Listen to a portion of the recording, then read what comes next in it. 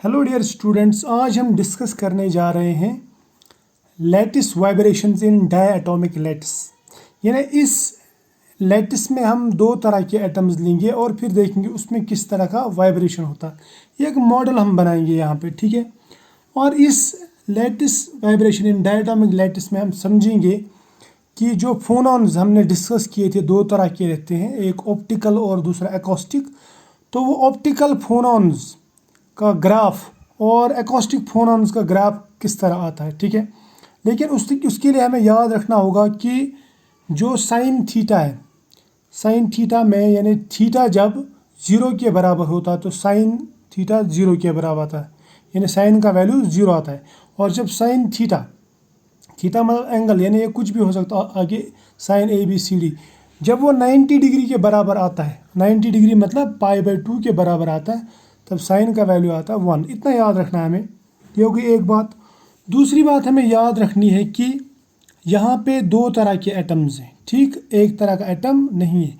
और उन्हें एक लीनियर चेन हमने ली है जो बिल्कुल स्टेट ऑफ इक्विलिब्रियम पे है, मतलब वो इसमें मतलब हार्मोनिक वेव चल रही है, ऑसिलेशंस हो रहे हैं। लेकिन ये अभी मतलब इस वक्त हम समझेंगे कि ये एक तरह का मतलब थमा हुआ है, रुका हुआ है। अभी इसमें मतलब बॉन्ड लेंथ जो वो बढ़ नहीं रही, यानी इसमें स्ट्रेचिंग या कंप्रेशन अभी नहीं हो रहा है। मतलब हो तो रहा है लेकिन एक मतलब मैं बोलूँगा स्टेट ऑफ इक्विलिब्रियम में। या आप इसको कंसिडर करो, दिमाग में ये रखो कि अभी ये कुछ देर के लिए सोचो कि अभी ये खामोश है, रुका हुआ है, ठीक।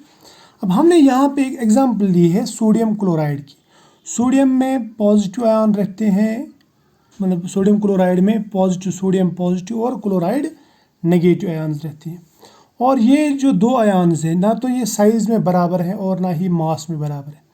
अगर मैं सोडियम Na पॉजिटिव और क्लोराइड यानी Cl नेगेटिव की बात करूं, तो इन दोनों में से क्लोराइड का मास ज़्यादा रहता है। तो हम इस तरह का एक यहाँ पे लैटिस बनाएंगे जिसमें एक एटम का मास ज़्यादा हो, दूसरे का कम। तो मैं बताऊंगा ये मैंने लिया, सोडियम का मास लिया मैंने स्मॉल m, इसका मास लिया कैपिटल M। ये मैंने लिख के रखा है ताकि लेक्चर छोटा हो जाए, वरना ये थोड़ा लेंथ ही, आपको डरना नहीं, थोड़ा सा ध्यान रखना है बस। फिर यहाँ पे small m capital M, small m capital M। आपको ध्यान में रखना है कि स्मॉल m फॉर सोडियम और कैपिटल M फॉर क्लोराइड। ये हो गया यहाँ तक, शाबाश। अब दूसरी बात, दो क्लोराइड्स के बीच में जो डिस्टेंस है वो 2a के बराबर है, क्योंकि ये जो ना ये डिस्टेंस, ये जो पीरियड्स है, ये a के बराबर है, इसको हम पीरियड्स बोलते हैं। और इसमें जो स्प्रिंग कांस्टेंट मतलब यहाँ पे जो ये बॉन्ड है ना, बॉन्ड की स्ट्रेंथ, ये मतलब बॉन्ड स्प्रिंग की तरह बिहेव करता है। तो हम यहाँ पे जो मॉडल बना रहे हैं, हम ये सोच रहे हैं कि ये दो बॉल हैं और ये स्प्रिंग से जुड़े हुए हैं ताकि स्ट्रेच कंप्रेस इजीली हो जाए, ताकि इसमें से जो वेव है, कंप्रेशन वेव, वो इजीली पास हो जाए, ठीक है। ये हमें देखना है। और इस स्प्रिंग कांस्टेंट को हम दिखाते हैं बीटा से, राइट। और हमें ये भी याद रखना है कि ये जो वाइब्रेशन इसमें जाएगी ना, वाइब्रेशन है वो इस डायरेक्शन में जाएगी, यानी फ्रॉम लेफ्ट टू राइट, एक ही डायरेक्शन में, वन डायरेक्शन, राइट। अब यहाँ पे मैंने ये वेव जैसी बनाई, ये वेव मतलब मैं इसमें से फोनॉन्स पास कर रहा हूँ। क्या कर रहा हूँ? फोनॉन्स पास। अब मैं देखता हूँ ये फोनॉन्स क्या करेंगे इसमें, ठीक, और कौन कौन सा फोनॉन कब पास होगा, ठीक है। फोनॉन्स का मैंने आपको पहले ही बताया है कि कुछ फोनॉन जो है वो कम वेव लेंथ के रहते हैं, यानी ज़्यादा फ्रीक्वेंसी यानी ज़्यादा एनर्जी के रहती है, ठीक। फोनॉन का याद रखना, जब भी फोनॉन का वेव लेंथ ज़्यादा हो तो समझ लेना कि उसका जो के है, के वो कम होता है।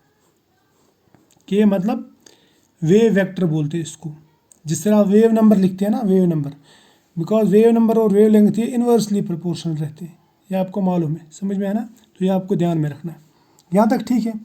अब देखो, अब इसमें से थोड़ा सा डिस्टर्बेंस लाऊंगा मैं, ठीक है। ये है, ये क्रिस्टल मैंने दोबारा बनाया और सिंपल वे में बनाया। अब इसमें इसका ये सोडियम का मास है स्मॉल m, क्लोराइड का कैपिटल M, फिर स्मॉल m, फिर कैपिटल M, फिर स्मॉल m, फिर कैपिटल M।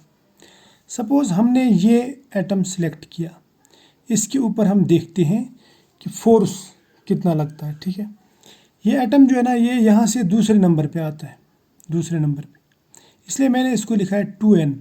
2n का मतलब ये दूसरे नंबर का एटम है, बाकी 2n का कोई दूसरा मतलब नहीं। समझ में आया? और इसके लेफ्ट साइड में जो आएगा वो 2n-1 यानी एक स्टेप पीछे, राइट। ये इसलिए लिखते हैं ताकि मैथमेटिक्स वालों, यानी जो मैथ करेगा, इसमें मैं तो नहीं करने वाला हूँ, जो मैथ करेगा वो वेव इक्वेशन में इसको इजीली पुट कर सकता है और इससे जो एंगुलर फ्रीक्वेंसी है वो वेव इक्वेशन लगा के यहाँ से निकाल सकता है। ठीक है, अब देखो हम ये जो नियरेस्ट नेबर्स हैं इनमें देखेंगे, क्योंकि ये शॉर्ट रेंज फोर्सेस रहते हैं। ये हमने मोनो एटॉमिक लेटेस्ट में देखा, यानी ये फोर्स जो है यहाँ से यहाँ तक या यहाँ से यहाँ तक जा सकता। तो इन तीनों का इंटरेक्शन हम देखेंगे, एक दूसरे के साथ में ये क्या करते हैं, क्या ये हेल्प करते हैं मूव होने में कि ये रोकते हैं, इन्हें यहाँ पे किस पे कितना फोर्स लगता है। सबसे पहले हम देखेंगे इसके राइट साइड में कितना फोर्स लगता है। देखो इसके राइट साइड में जो फोर्स लगेगा वो हम कहते हैं डिस्प्लेसमेंट कितना हुआ, यानी इसमें ऑसिलेशन कितनी हुई। क्लियर? ऑसिलेशन हम दिखाते हैं u से। ठीक, अब इसकी जो ऑसिलेशन होगी वो होगी u2n+1। 2n+1 मतलब ये रिप्रेजेंट कर रहा है इसकी ऑसिलेशन, इस नंबर वाले एटम की ऑसिलेशन को हम दिखाते हैं u2n+1, वरना ऑसिलेशन का सिंबल क्या रखते हैं हम, u। समझ में आया? और इसका ऑसिलेशन होगा यानी डिस्प्लेसमेंट होगा u2n। u stands for oscillation, 2n stands for यानी 2n atom, 2n number of यानी इस नंबर का जो यहाँ पे एटम है या आयन है। ठीक है, इस तरह से इसका जो ऑसिलेशन होगा उसको क्या लिखेंगे, u2n-1। ठीक, अब देखो ये इतना ऑसिलेट हो रहा है, मैं सोच रहा हूँ कि ये एटम जो ना ये यहाँ से इतना ऑसिलेट होगा, इतना यानी इससे इतना दूर चला गया, मैं बोलूँगा इसकी ऑसिलेशन इतनी होगी, लेकिन ये भी इसके पीछे पीछे ऑसिलेट हो रहा है। तो इसका मतलब ये इसकी जो डिस्प्लेसमेंट है या ऑसिलेशन है उसमें से इतनी डिस्टेंस कट होगी, यानी वो इससे इतना दूर नहीं गया, इस एटम से इतना एक्चुअली दूर नहीं गया, बल्कि सिर्फ इतना दूर गया। समझ में आया? ये हमने पहले वाले इसमें भी रखा था। तो फिर मैं बोलूँगा कि राइट साइड में जो फोर्स है वो है फोर्स कांस्टेंट। हम लिखते हैं ना force is equal to k/x, force constant into displacement, ये लिखते हैं ना। तो ये है इसका डिस्प्लेसमेंट और ये है इसका बीटा, मतलब फोर्स कांस्टेंट या स्प्रिंग कांस्टेंट जिसको आप बोलते हैं। ठीक है, लेकिन इसमें से ये मैं माइनस कर दूंगा, कौन सा डिस्प्लेसमेंट, u2n। क्यों माइनस कर दूंगा, क्योंकि इतनी डिस्टेंस ये हम सोच रहे हैं कि ये इतना दूर गया, हम सोच रहे हैं कि डिस्प्लेसमेंट इस एटम का इस एटम से इतना दूर हुआ, लेकिन ये एटम जो ना ये इसके पीछे पीछे आ गया, तो ये ज़्यादा दूर नहीं चला गया, बल्कि इतनी डिस्टेंस इसमें से, इतना डिस्प्लेसमेंट इसमें से कम कर देंगे। ठीक, इसी तरह से जो लेफ़्ट साइड में है, लेफ़्ट साइड में भी डिस्प्लेसमेंट इधर आ रहा है, यानी नेगेटिव डायरेक्शन में, ये इसके नज़दीक आ रहा है, लेकिन ये थोड़ा इधर जा रहा है। तो मैं ये कहूँगा कि ये वाला पॉजिटिव डिस्प्लेसमेंट कहलाएगा, ये वाला इसमें से माइनस कर देंगे, ये मैंने माइनस कर दिया। ये हमने पहले भी पढ़ा है, पहले वाली जो इसमें मोनो एटॉमिक है ना उसमें हमने देखा था ये डिस्प्लेसमेंट कैसे निकालते। फिर ये फोर्स राइट, ये फोर्स लेफ्ट, दोनों आ गए। अब टोटल फोर्स जो होगा वो होगा, क्योंकि हम इस डायरेक्शन में देख रहे हैं ना, force right word force direction में, इस डायरेक्शन में देख रहे हैं। मैं कहूँगा कि दाएं की तरफ जो फोर्स गया माइनस करेंगे उसमें बाएं वाला फोर्स, तो मुझे टोटल फोर्स मिलेगा। तो मैं करूँगा यहाँ पे टोटल फोर्स जो है वो F होगा बराबर F right minus F left. अब F राइट क्या है, ये इसके बराबर है, F लेफ्ट इसके बराबर है। अब इसको हम करेंगे यहाँ पे इससे माइनस, तो हमें ये इक्वेशन मिल जाएगी, राइट। आप इसका स्नैप भी ले सकते हैं। ये मैं इसलिए फास्ट बता रहा हूँ क्योंकि ये ऑलरेडी हमने जो मोनो एटॉमिक लैटिस है वहाँ पे हमने इक्वेशन की थी। ठीक, उसके बाद में न्यूटन लॉ क्या कहता है, वो कहता है फोर्स जो रहता है वो बराबर रहता है मास इनटू एक्सेलरेशन। ठीक है, अब यहाँ पे जो मास लेंगे, यहाँ पे मास सिर्फ इस एटम का नहीं लेंगे बल्कि इसका, क्योंकि यहाँ पे हर एक यूनिट दो एटम्स का बना हुआ रहता है, यानी Na पॉजिटिव Cl नेगेटिव, और दोनों का अलग अलग मास है। इसलिए इस सूरत में क्या करेंगे, किसका मास लेंगे, हम दोनों का एवरेज मास लेंगे। और हमें मालूम है कि जब हम इनका एवरेज मास निकालते, एक तरह का एवरेज मास बोल सकता हूँ मैं इसको, तो हम लेते हैं इसका रिड्यूस्ड मास। क्या लेते हैं, रिड्यूस्ड मास। तो मैं मास के बदले में यहाँ पर लूँगा reduced mass, this mass into acceleration क्या होता है, D square you divide by D T square, ये एक्सेलरेशन है। ठीक, अब 2n represents that atom, clear. अब रिड्यूस्ड मास क्या होता है, रिड्यूस्ड मास का मतलब रहता है m plus m, m plus m, मतलब छोटा m प्लस बड़ा m divide by m into m। या मैं इसको ऐसे लिख सकता हूँ, it is like this, mu is equal to 1 by small m plus 1 by capital M। ठीक है, अगर आप इसको सॉल्व करोगे ये बन जाएगा m plus small m into m into m, यानी m इंटू m, ये बन जाएगा वापस, राइट। तो इसको मैं नहीं छेड़ूंगा।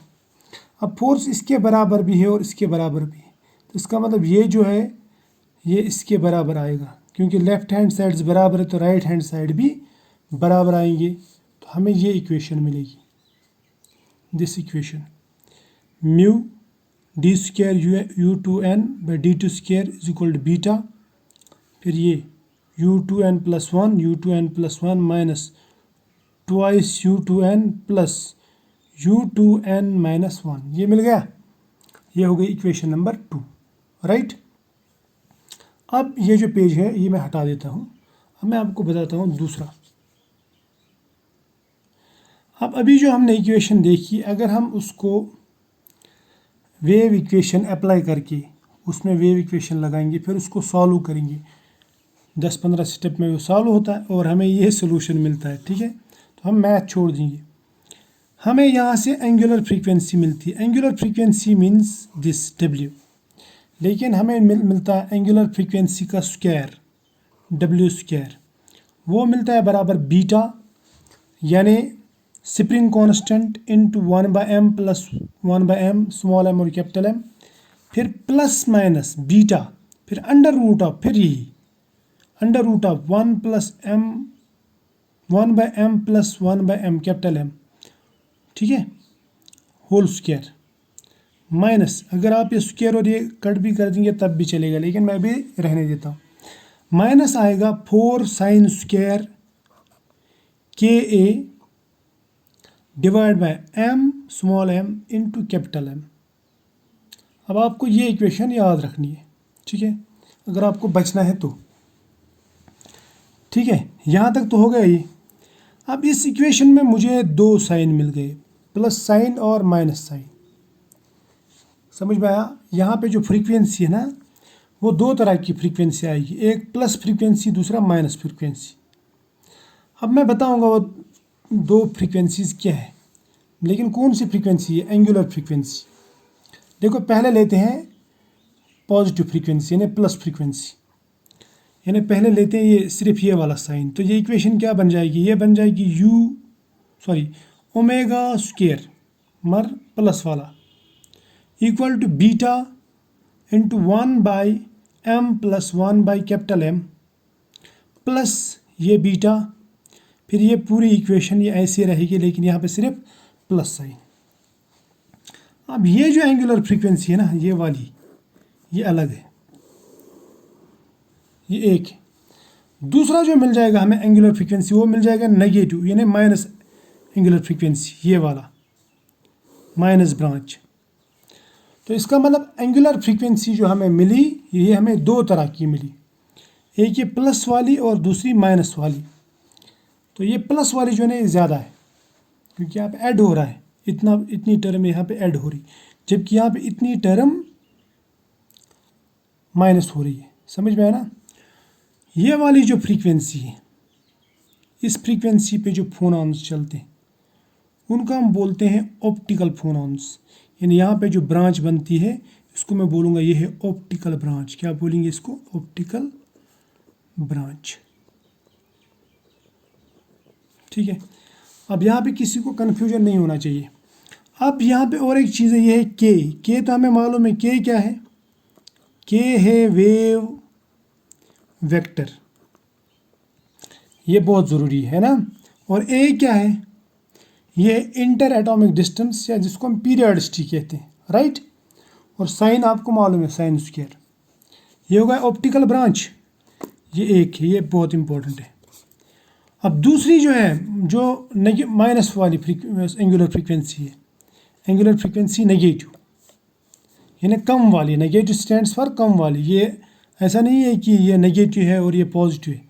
ये प्लस माइनस मैंने ये इसलिए रखा क्योंकि यहाँ पे ऐड हो रहा है ये, और यहाँ पे सब्ट्रैक्ट हो रहा है। ठीक है, क्लियर? इसमें और इसमें फ़र्क होना चाहिए, ये ज़्यादा है और ये कम है। इसको बोलूँगा, इस वाली जो फ्रीक्वेंसी, ये जो एंगुलर फ्रीक्वेंसी, इसको मैं बोलता हूँ एकॉस्टिक ब्रांच। क्या बोलूँगा? Acoustic branch. अब ये मैं आपको ग्राफिकली भी दिखाऊंगा। मतलब ये एकॉस्टिक फोनॉन्स की ब्रांच, एकॉस्टिक फोनॉन्स की जो एंगुलर फ्रीक्वेंसी वो ये है, जबकि ऑप्टिकल फोनॉन्स की जो एंगुलर फ्रीक्वेंसी वो ये है। क्लियर? आपको समझ में आएगा ये। अब यहाँ पे देखो, ये वाली जो इक्वेशन है ना, पहली वाली इक्वेशन, इसको ध्यान में रखो। इसको आपने यहाँ पे सब प्लस है, बाकी इक्वेशन तो सेम है। यहाँ पे प्लस रखना, यहाँ पे माइनस, दोनों बराबर एक ही इक्वेशन है। ये वाली जो इक्वेशन है ना, पहली वाली, इसमें हम पहले वेव नंबर को कम कर देंगे, सॉरी वेव वेक्टर को बोलूँगा मैं, वेव नंबर भी बोल सकते हैं आप उसको, मतलब समझने के लिए, लेकिन मैं वेव वेक्टर बोलूँगा क्योंकि वेव वेक्टर ही कहते हैं इसको। और ये किसका रिप्लेसमेंट है? वेव वेक्टर, ये वेव नंबर का रिप्लेसमेंट है। अगर वेव नंबर ज़्यादा है तो एनर्जी ज़्यादा, फ्रीक्वेंसी ज़्यादा। वेव नंबर कम है, वेव वेक्टर कम है, यानी वेव नंबर कम है तो फ्रीक्वेंसी कम। और याद रखना, ये जब ज़्यादा होता ना वेव नंबर तो वेव लेंथ कम होती है, ये मैंने पहले ही बताया आपको। और ये जब कम होता तो वेव लेंथ ज़्यादा होती है, इतना याद रख लेना। अब देखो, सपोज़ ये जो वेव वेक्टर है, यानी वेव नंबर फोनॉन वेव का, वो जीरो की तरफ जा रहा है, यानी वो कम हो रहा है। उस सूरत में क्या होगा? दिस टेंड्स टू जीरो, मैं बोलूँगा के इज इक्वल टू जीरो।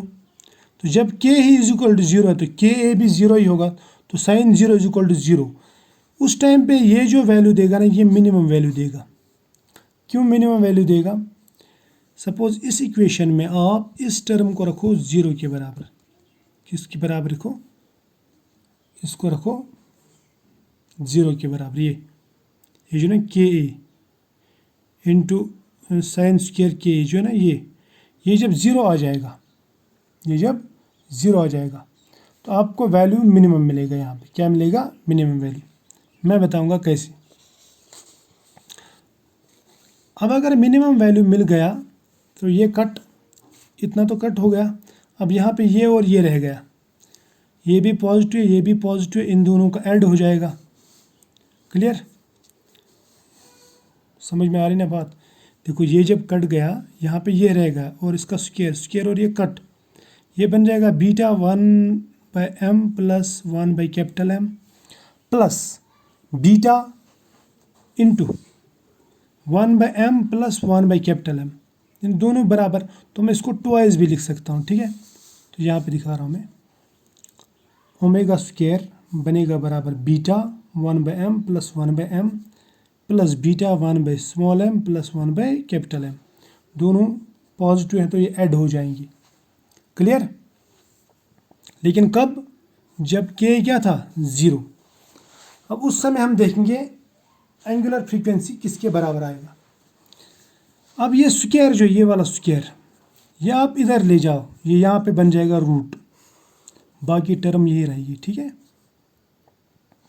बाकी टर्म क्या रहेगी 2 beta 1 by small M plus 1 by capital M, मगर अंडर रूट। और यहाँ पे रहेगा ये डब्ल्यू पॉजिटिव के लिए कह रहे हैं, ठीक है। यहाँ पे रहेगा डब्ल्यू यानी एंगुलर फ्रीक्वेंसी। तो एंगुलर फ्रीक्वेंसी ज़ीरो हुआ क्या जब हमने के ज़ीरो रखा। तो जब हमने के जो ये है यहाँ पे ग्राफिकली बताऊंगा, जब ये ज़ीरो है तो उस वक्त एंगुलर फ्रीक्वेंसी ज़ीरो आई क्या, नहीं आई। एंगुलर फ्रीक्वेंसी ज़ीरो के अब आई, मान लो यहाँ पे, ठीक है। इस पॉइंट को बताऊंगा मैं, ये जो है ये वाला पॉइंट ये इसके बराबर है, यानी यहाँ पे जो डब्ल्यू है वो इसके बराबर है, राइट। मैं कहूँगा यहाँ पे जो डब्ल्यू है, डब्ल्यू पॉजिटिव, वो बराबर है अंडर रूट 2 बीटा, ठीक है। 1 by small M plus 1 by capital M. समझ में आया, शाबाश। अब अगर ये समझ में आया तो आगे का समझना बहुत ही सिंपल है, ठीक है। यानी ऑप्टिकल ब्रांच में जो हमने ये वाला लिया ऑप्टिकल ब्रांच में हमें इसको ध्यान से याद रखो, ऑप्टिकल ब्रांच में हमें एंगुलर फ्रीक्वेंसी ज़ीरो नहीं मिली, जबकि हमने वेव वेक्टर ज़ीरो रखा था, तब भी ये ज़ीरो नहीं हुआ, ठीक है। यानी इसका मतलब angular frequency greater than zero ही है यहाँ पे। ये होगा एक केस। अब देखो दूसरा केस, इन केस अगर हम के जो है के को ज़ीरो नहीं रखते, यानी साइन को हम ज़ीरो नहीं रखते, बल्कि के को रखते हैं कुछ ऐसा कि साइन का वैल्यू मैक्सिमम मिल जाए। अब साइन का वैल्यू कब मैक्सिमम मिलेगा, जब साइन 90 होगा। साइन 90 किसके बराबर है, 1 के बराबर। और साइन 90 का मतलब हमने यहाँ पे देखो ये इक्वेशन जो है यहाँ पे साइन के, हमने इस के को रख दिया 90 के बराबर। किसके बराबर रख दिया, 90। समझ में आया ना, साइन 90 रख दिया ना हमने, तो उसका मतलब के ए ही हमने 90 रख दिया। अगर के ए 90 है तो 90 का मतलब π/2, तो के इज इक्वल π/2, तो फिर के किसके बराबर आएगा, के आएगा बराबर π/2 इंटू ये ए, राइट। मैं यहाँ पे लिखूँगा फिर के इक्वल टू 90 और π/2a, राइट। और ये कौन सा वैल्यू आएगा, π/2, ये ज़ीरो नहीं है। के कितना रखा हमने, 90 मतलब सपोज यहाँ पे रखा, ये है 90, π/2a,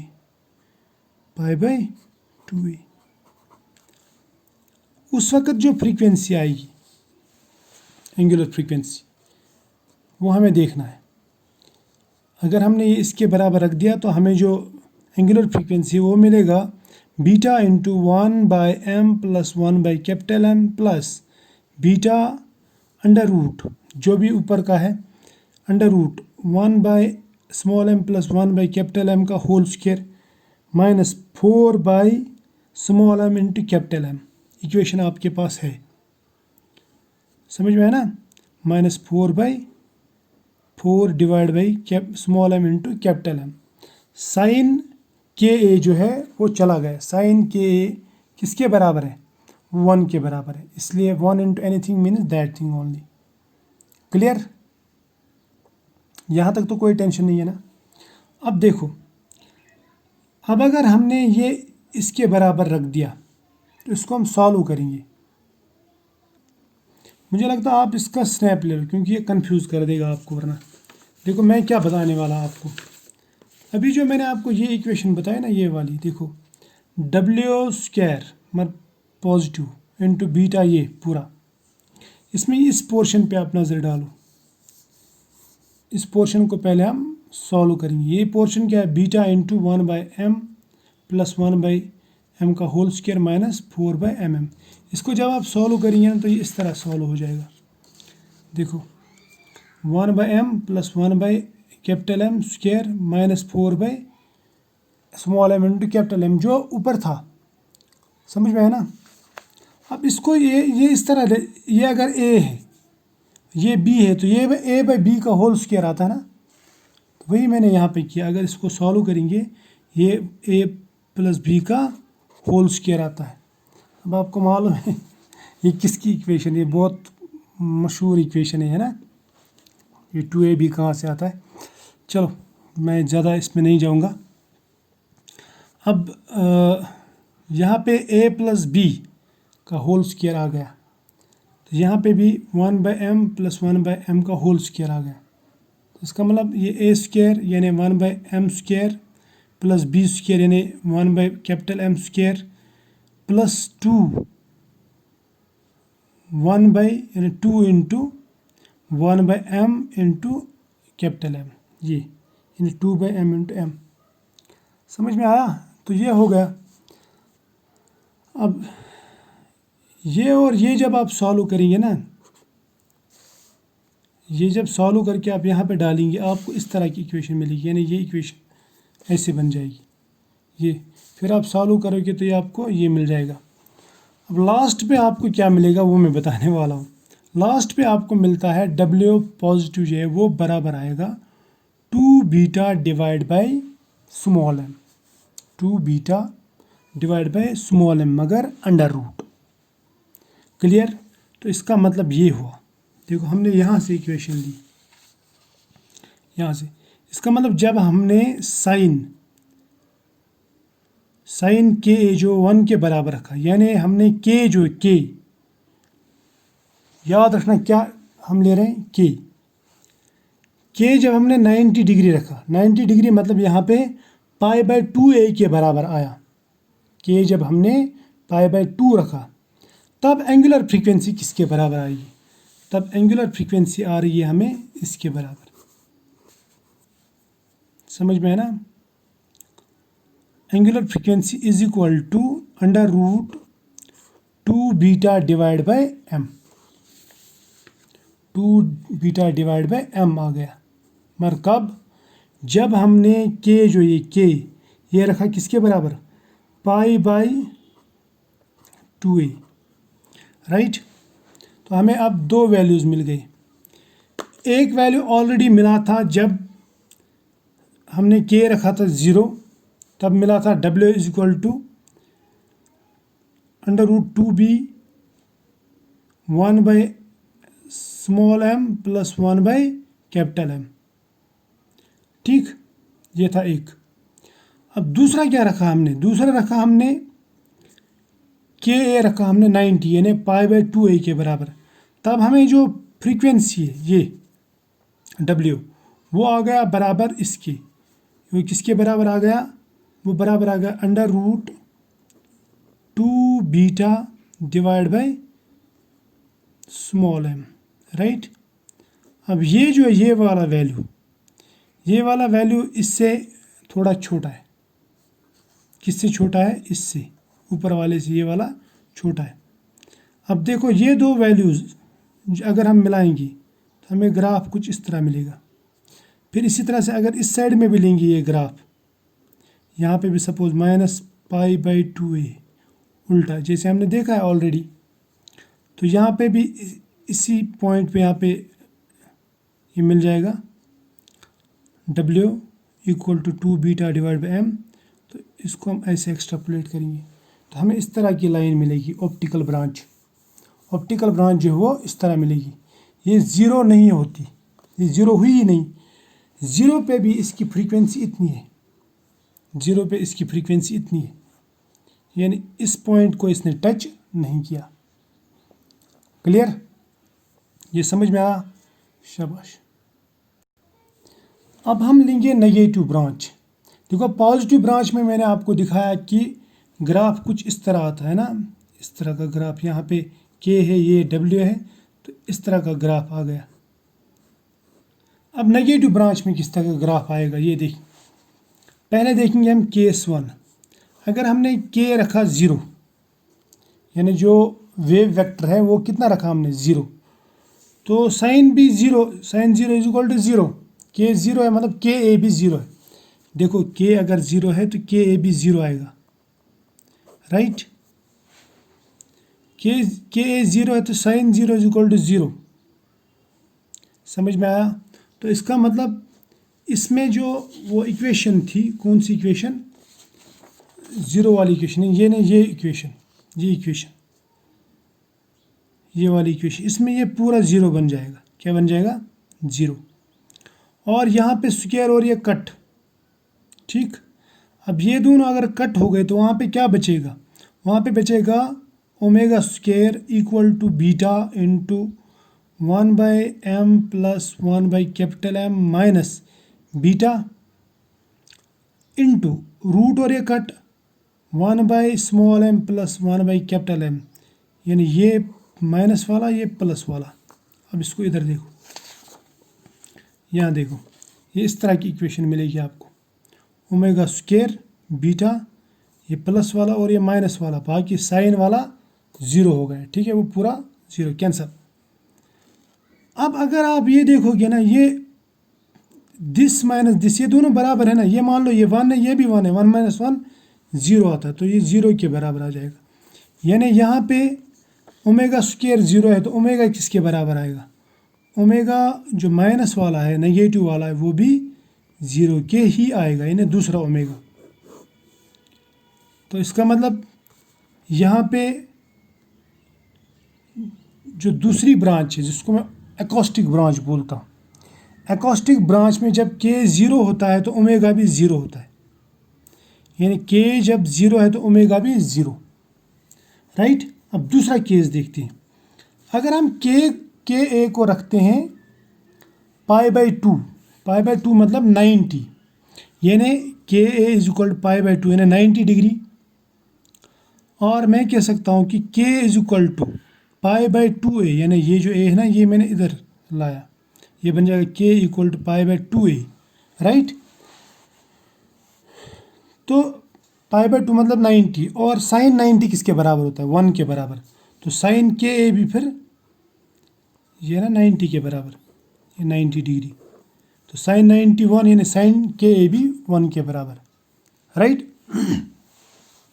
अगर ये 1 के बराबर आ गया तो उस सूरत में जो ओमेगा है, ओमेगा मगर नेगेटिव वाला ओमेगा, यानी एकॉस्टिक ब्रांच का, एकॉस्टिक में लिखूंगा इसको, एकॉस्टिक, तो उसमें ये ओमेगा आएगा बराबर √2 बीटा, मगर डिवाइड बाय बड़ा वाला m, मैंने मास यहाँ पे ज़्यादा है, क्लियर।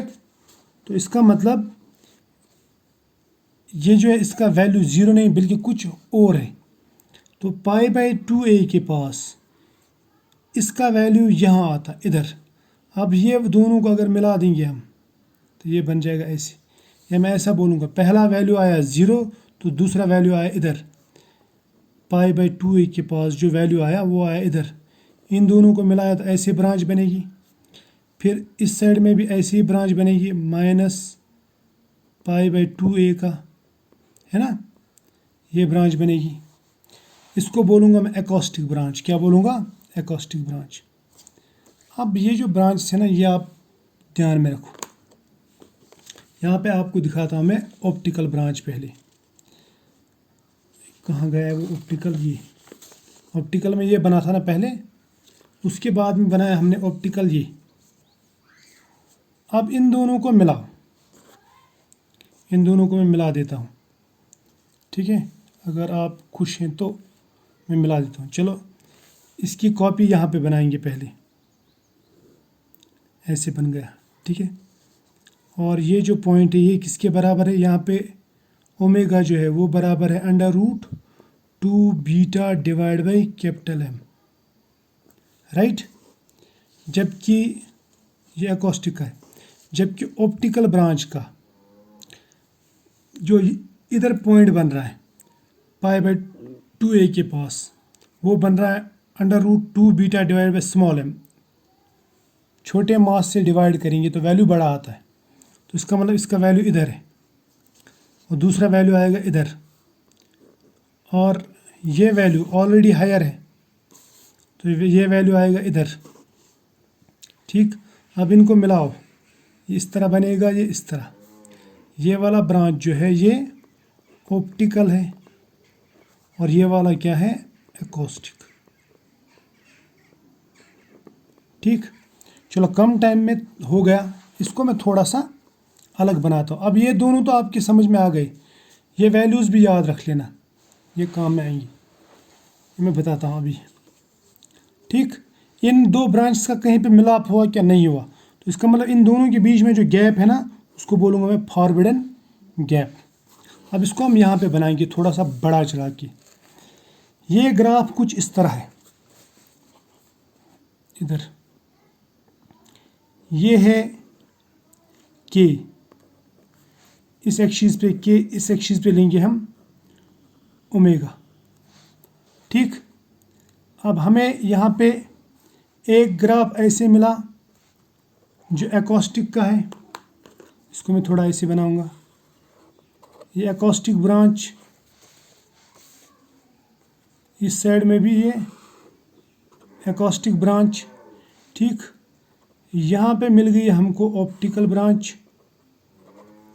यहाँ पे मिल गई हमको ऑप्टिकल ब्रांच। क्लियर?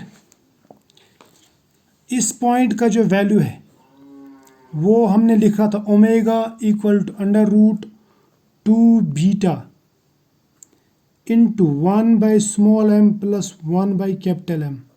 याद है?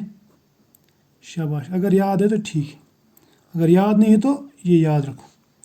इस पॉइंट का हमने वैल्यू रखा था, या जो वैल्यू आया था हमें, वो आया था omega equal to √2 beta divide by m, मगर स्मॉल m। इस पॉइंट का वैल्यू जो आया था वो ये आया था omega equal to √2 beta divide by M। तो ये याद रखना, ये जो मास है ना, ये बड़ा मास है, ये छोटा मास है। तो ऑप्टिकल ब्रांच में बड़ा मास आता है, ये सॉरी एकॉस्टिक ब्रांच में, और ऑप्टिकल ब्रांच में आता है यहाँ पे छोटा मास। तो ये होगा इधर। इसको क्या बोलेंगे? इसको बोलूँगा मैं, ये वाला जो है ये एकॉस्टिक ब्रांच है, और ये वाला जो ब्रांच है ये है ऑप्टिकल ब्रांच। ऑप्टिकल ब्रांच जो है ये हाई फ्रीक्वेंसी है, यानी लो वेवलेंथ ब्रांच, ये हमने देखा। ठीक, क्योंकि इसकी फ्रीक्वेंसी ज़्यादा है, एंगुलर फ्रीक्वेंसी यहाँ पे ज़्यादा है। इन दोनों के बीच में जो गैप है, ये वाला गैप,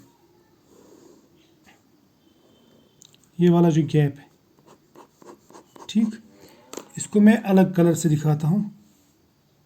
इसको दिखाएंगे हम ब्लैक कलर से। ये जो गैप आ रहा है ना, ये वाला गैप, इसको हम कहते हैं फॉरबिडन गैप। क्या कहते हैं?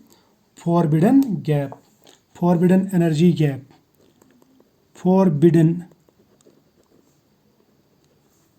गैप।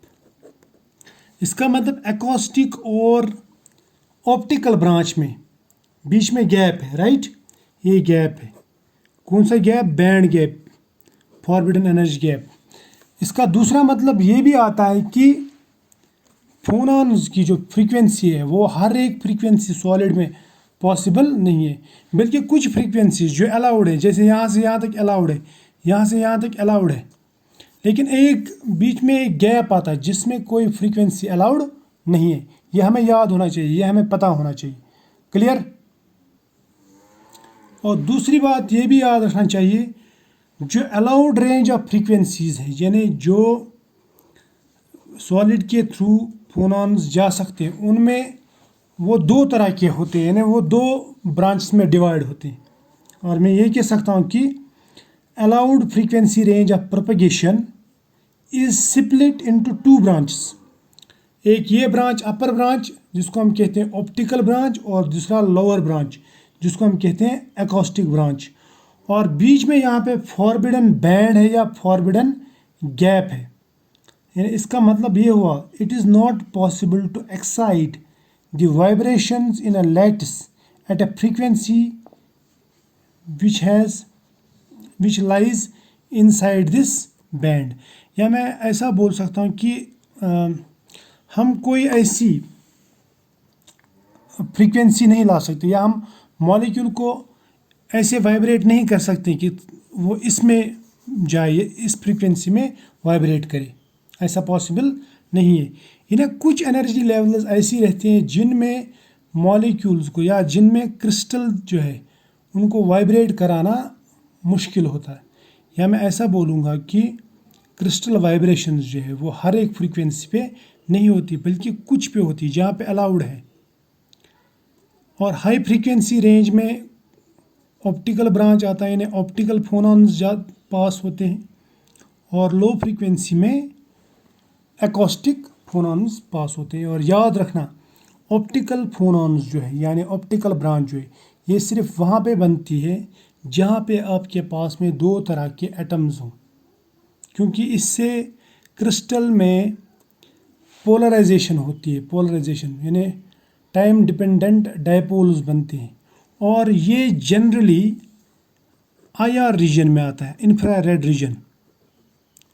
इंफ्रारेड रीजन का मतलब इलेक्ट्रोमैग्नेटिक रेडिएशन रीजन, जबकि ये साउंड वेव्स की रीजन में आता है। साउंड यानी ये लो फ्रीक्वेंसी रीजन है, या हाई फ्रीक्वेंसी रीजन है, या मैं बोल सकता हूँ ये लॉन्ग वेव लेंथ रीजन है, ये शॉर्ट वेव लेंथ रीजन है। क्लियर?